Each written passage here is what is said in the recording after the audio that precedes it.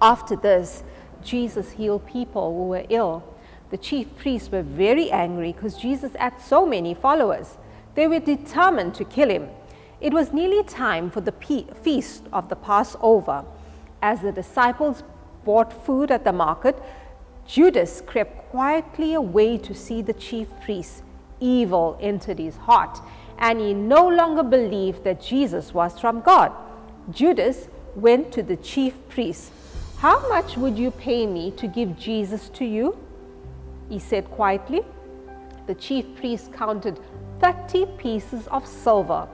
"I'll take you to him when he is alone," Judas promised, and from then on, he started to look for the right moment to betray Jesus. On the day before Passover, Jesus told Peter and John to prepare for the meal. "But what shall we eat?" they asked him. "As you enter Jerusalem," replied Jesus, "you will meet a man carrying a water jar. He will take you to a house with an upstairs room. Prepare everything there for us." That evening before the meal, Jesus knew that the disciples had been quarreling about which one of them was the best. So Jesus calmly took a basin of water and began to wash their feet. Peter was shocked. "I can't let you wash my feet," he said. "I want you to follow my example," said Jesus. "Whoever wants to be great in the kingdom of God must learn how to serve others as I'm serving you." Then they sat down to eat.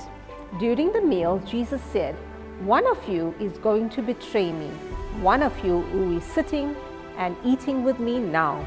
Peter whispered to John, "Ask him who it is," and John did. Jesus replied, "The one who I give this bread to," and he gave each of them a piece of bread dipped in herbs. So still, they did not know.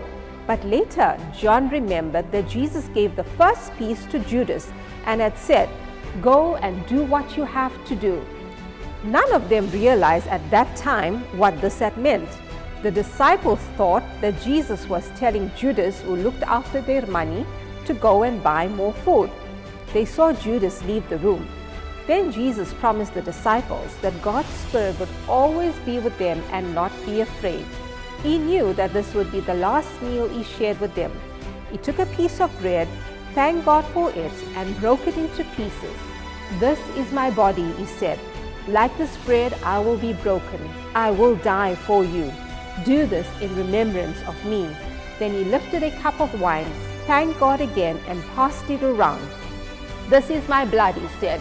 "It will be spilled for many people. Drink it in remembrance of me. We shall not drink together until we are in God's kingdom."